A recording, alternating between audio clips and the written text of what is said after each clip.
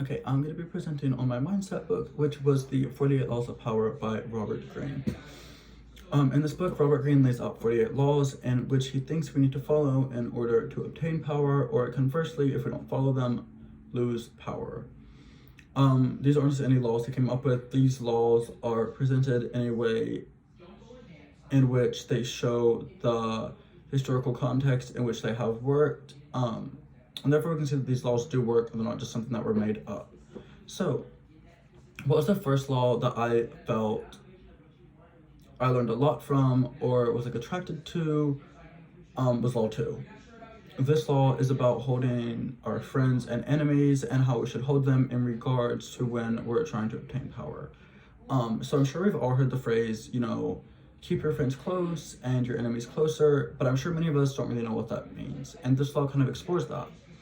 So in this law, Robert Greene explores the idea of should we hold our enemies closer than our friends, especially in these closer circles when we're working to obtain power. And he comes to the conclusion that yes, we should, that while our friends are great and we may be closer with them and trust them more, that this actually may lead to the demise of us. As a result of this, he says friends may become over greedy, with needing things such as appointments, promotions, money, as well as because they're comfortable with us, they might just not work as hard. They don't feel a need to prove themselves to us, whereas our enemies are the complete opposite. They will work very hard because they feel that they have something to prove to us and they need to prove to us that we can trust them.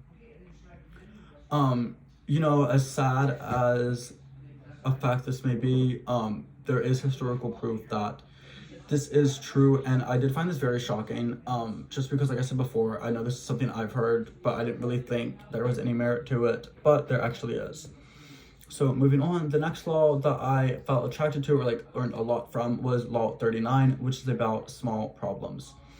So this law just kind of discusses the idea around should we address small problems or should we more so just brush them off and ignore them? And Robert Greene comes to the conclusion that yeah, we should just brush them off and ignore them. And why? Because, well, first of all, this may give us a negative reputation. It may harm the way people see us. It may inflate the problem to become bigger than it is.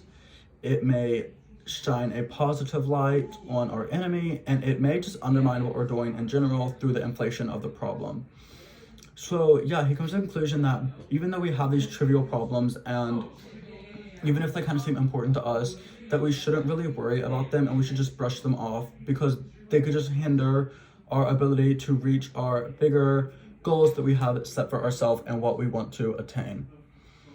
So this law also kind of goes into what the book, or what I felt the book taught me about overcoming challenges, because I do find that getting stuck on these small problems is something that I struggle with, especially when it comes to goals. If some small, misstep happens or some small struggle happens on the way to a goal, I'll often get very hung up on that, and it can very easily distract me from what I'm really working towards and kind of just undermine, especially all the previous work I've made.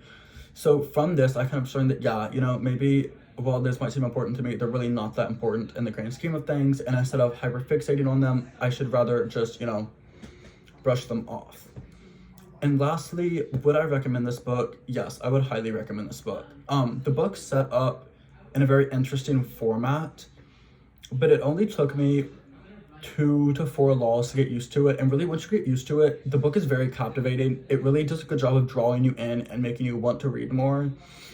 I know, especially for me, these types of books aren't always the most captivating, and I don't always want to keep reading them, but this was never an issue with this book. I always wanted to keep reading the book, and I partly attribute this to the way the book is set up, because he gives you the law and an interpretation and an analyzation, which kind of makes you want to keep reading.